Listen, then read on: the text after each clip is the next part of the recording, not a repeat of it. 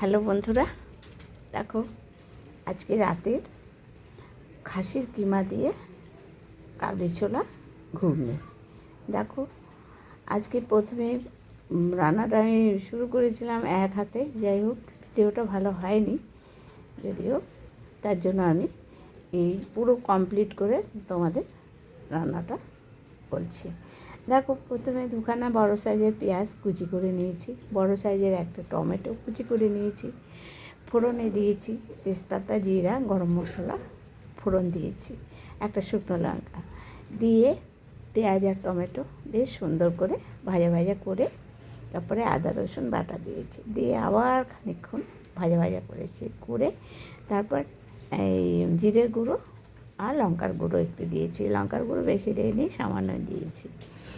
তা এবার দিয়ে আবার নাড়াচাড়া করেছি, সাথে একটু নুন হলুদ দিয়েছি। আচ্ছা, হলুদ দিয়ে নাড়াচাড়া করার পর খাসির কিমা আর কাঁচা লঙ্কা এই যে গোটা এখনও ভাসছে দেখো, এটা ছেড়ে দিয়েছি। খাসির কিমাটা খানিকক্ষণ ভাজা ভাজা হওয়ার পর তারপরে আমি মটরটা দিয়েছি, মটর দিয়ে আবার খানিকক্ষণ নাড়াচাড়া করে বেশ কষিয়ে তারপরে খানিকটা বিট নুন দিয়েছি।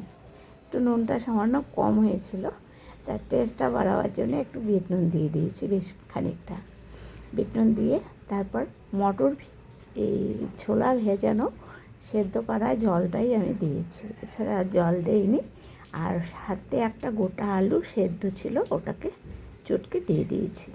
দেখো তারপরে খানিকক্ষণ 2-3 মিনিট ফুটবার পর ভাজা মশলাটা দিয়েছি। ভাজা মশলাতে কী ছিল তোমাদের বলেই দিয়েছি, দুখানা শুকনো লঙ্কা, দুটো তেজপাতা, খানিকটা গোটা গরম মশলা দিয়েছি, এলাচ, লবঙ্গ, গোলমরিচ আর